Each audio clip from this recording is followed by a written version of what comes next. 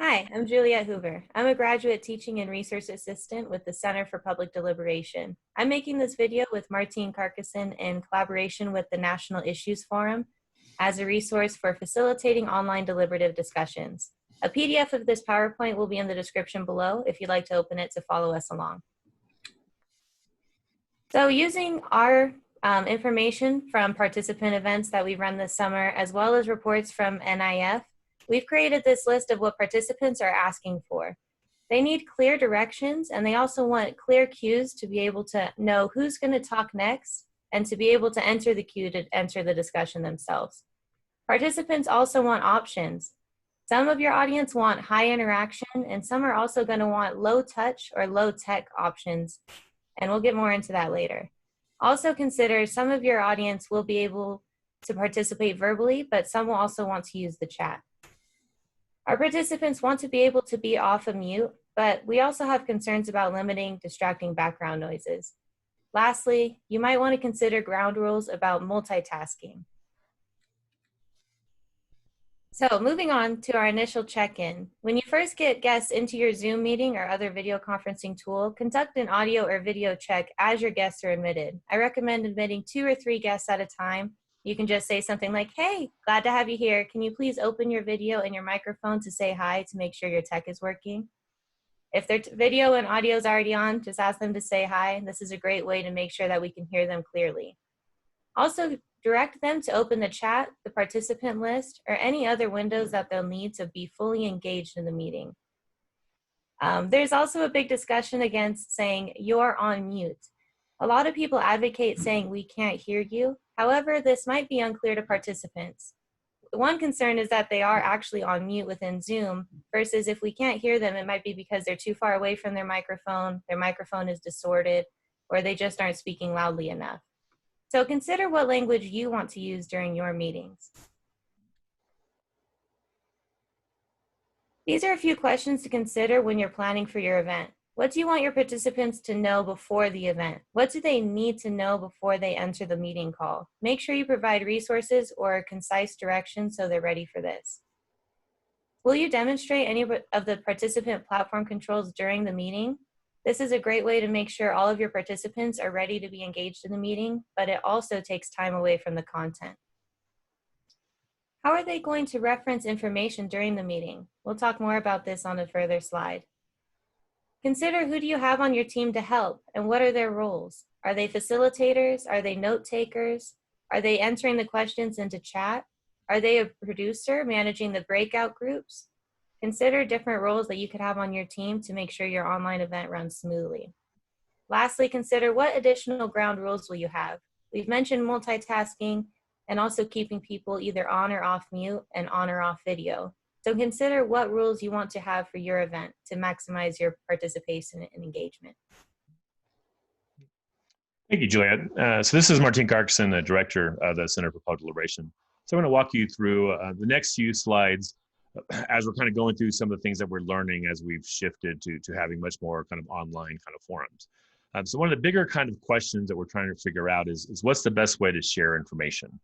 You see in that what we're hearing clearly both from participants, from my student facilitators, and from other NIF folks, is that when you're sharing the screen to be able to show the background or document or the NIF kind of document, it takes away too much from the video, right? So we've learned that we want to kind of keep the screen sharing to the minimum as possible. So you might pull it up at the beginning of a section or the beginning of an approach or an option so people kind of see it overall. But when you're actually in discussion, we want to not be screen sharing. So the screens are primarily kind of filled with videos in important ways, right? So because of that, we try to send out the documents beforehand, try to kind of get those documents as short as possible, really kind of either encourage them to print, or some people will be pretty kind of tech savvy. They'll be very comfortable with multiple windows on their screen and switching back and forth. So they might just have the PDF kind of and then kind of switch back and forth.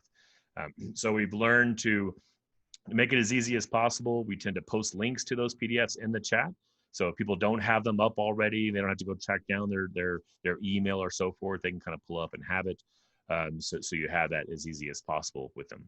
And then the last thing that we've done is we've actually used the chat when we have specific questions people wanting to react to, or maybe even kind of the list of actions or trade-offs from an NIF kind of forum. We have those ready to kind of cut and paste in the chat so people can kind of see it without having to go to the shared screen option. That does take a little bit of work though, right? Because if you just highlight, say from the NIF PDF and cut and paste, the formatting is going to be off. There's going to be some random returns. So you'd actually need to prepare that document beforehand, cut it and paste it into a Word, and set it up well. You might need some nice breakers between comments so it doesn't get all jumbled together in the chat, and kind of play with that. Similarly, you have to think through, lots of people are working on figuring out the best way to do the note-taking online. Unfortunately, the public note-taking can be tough.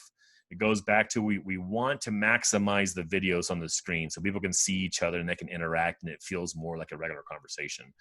So it's tough enough kind of minimizing, having the background documents up. If you have another window that would actually have the notes, that's even more, right? Some people kind of mentioned trying to take notes on chat. I think that dominates the chat too much and it takes that away as a tool that we'll be talking about a little bit later. So I think the best bet right now that we'll be working with is having a separate document, just a Google Doc. You can post the link. So people that do really want to see the notes as they're created, if they feel comfortable manipulating windows, they can, and they have that available to them. Maybe every once in a while you can kind of pull it up, say towards the end of the meeting for reflections. You can share your screen and let people kind of look over some of the notes. So you have it there. You're being transparent. People that want to see the notes can see the notes, but it's not taking away from the experience and not taking away from the videos, right? And then the last point I'll also make is if you're just recording it to take notes afterwards, just be sure you're transparent. You're letting everyone know that you're recording. There is the option on Zoom that you can just record audio if you prefer to do that as well. One of the things that we're really learning that the biggest difference probably between a face-to-face discussion and an online discussion is the turn taking. It's harder for people to read nonverbals. It's harder when people are speaking for someone to figure out a way of when to kind of jump in. In face-to-face, you can see someone's reacted to something that you say, and then you kind of yield to them in a way. So we have learned as we've been doing more and more of these that the facilitator is probably going to have to be a little bit more active in helping people take turns. We have found that people online tend to speak longer and have less interaction. But for deliberation, we really want that interaction. We want people asking each other questions and responding to each other. We don't just want a collection of individual opinions. So how can the facilitator help those interactions along? And then how can we use some of the features that we have online to do that, right? So some of the learnings that we've had, one is certainly for the very beginning when you're going around, when you're doing a round that you want everyone to speak, the facilitator kind of has to direct that. Call people out by name. Don't just kind of wait for who starts talking to interrupt or to introduce themselves, because they'll tend to talk over each other, and you create a lot of kind of complicated kind of interactions there. If you have larger groups, the CBD tries to keep our groups pretty small to 6 or 9 or so. But if you have a larger NIF group, we really kind of encourage figuring out and teaching the participants how to use the Zoom hand raise feature, right? Juliet can actually, if you do your hand raise feature, you can kind of see what it looks like in a sense. But with the hand raise feature, for me as the host, I see now a little hand on her video. If I have my participant list, if we're using Zoom, it also not only puts the little hand next to her name, but if there's a long list of participants, it puts her on the very top. Makes it very easy for the facilitator to see who's wanting to speak. It creates an inherent queue going through. With smaller groups, you can probably get away from people just actually literally waving their hand. But the hand raise feature makes it a little bit easier to kind of manage that in a sense. Because if you have, for example, more than 20 people on the Zoom, you might not even have all the video on the same page, right? So you can't see those nonverbal cues. So learning how to use the hand raise feature and explaining that, I think might be a very helpful kind of thing, right? The other thing that we've learned is, interrupting is harder on Zoom. So that means particularly the audio only participants or just generally quieter people, it's gonna be much more likely that they're a big part of the conversation. So once again, I think that falls on the facilitator. generally you're going to call on people a little bit more, or at least open up space for people to kind of to make sure everyone's voice is heard on that. Because the normal dynamics at a table where some people tend to talk more and some people talk less, I think is expanded on Zoom. So once again, we want to intervene a little bit more to overcome that. And then the last thing that we've been playing with some is using chat to kind of supplement all these types of things. Now, overall, we try to make it clear that chat should be a complement. It's a tool to help the verbal conversation, not a second or an alternative conversation. So we really encourage people to use a chat to ask each other questions, to establish their place on the queue. But we don't want like a separate conversation. And if someone's asking a question on chat, we don't want other people to answer it, right? But where chat can be very effective is with some of those concerns about it's more difficult to interrupt someone when they're speaking. On chat, you can ask a follow-up question. You can ask a clarification question. But what we try to do is, for the facilitator or potentially a kind of co-facilitator to keep an eye on chat and bring kind of necessary things from chat into the verbal conversation. But chat can be, if used well, a really nice tool to overcome that limitation of how difficult it is to kind of interrupt someone as they're speaking, right? So you see, we do want those things from chat, so the facilitator could say, okay, so, Juliet actually has a question here. Let me jump in. Juliet, ask your question, right? So you're using the chat to facilitate the verbal versus to be an alternative. The other way you can use chat, and particularly if you have some dominant voices, if you want to do a round, say at the beginning of an approach or a segment, to say, hey, everyone kind of do a quick response on chat, just a few words of kind of what jumps out at you about this question or this approach. And that way you get kind of a long list of kind of quick things that you can react to, essentially a menu for the facilitator to kind of play with moving forward. So those are some of the ways you can use chat to kind of supplement, again, the verbal conversation. With all that, some people participating both in the visual, verbal, and the chat will be overwhelming, right? So that's why we don't want chat to be a requirement, right? Chat is a tool that some people can use to help facilitate things. But that's why we don't want chat to be a separate conversation. Because it'll be frustrating for some people to try to keep track of all these conversations going on at the same time. Right?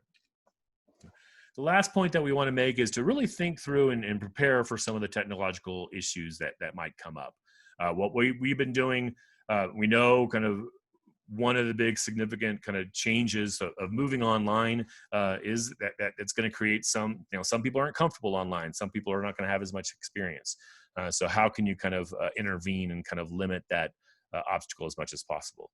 So we provide resources beforehand. So we have a little 2-page handout that we'll share on the comments of this video that you can kind of copy and kind of adjust for your perspective. That helps kind of walk them through some of those basic things.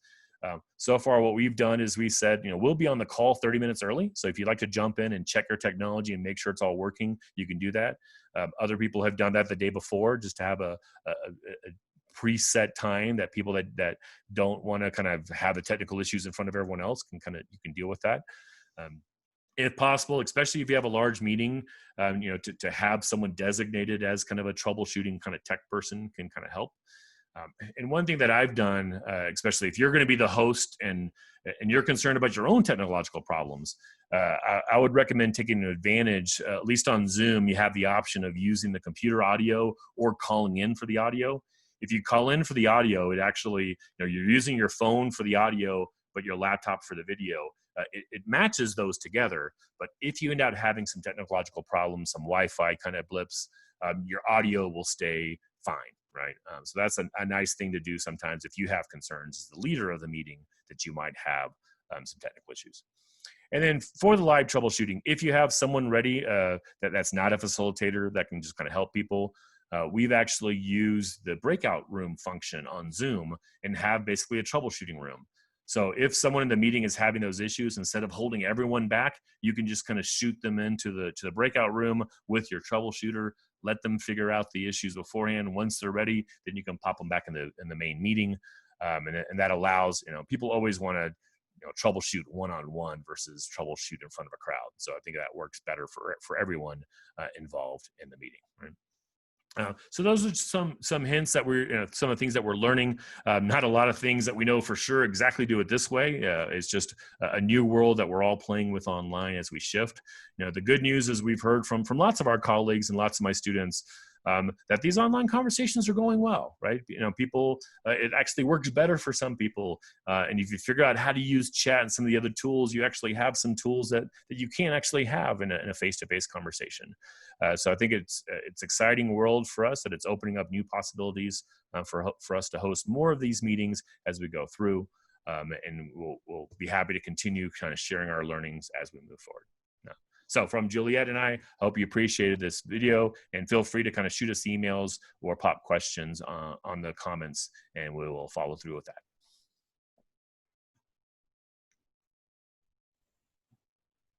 Great.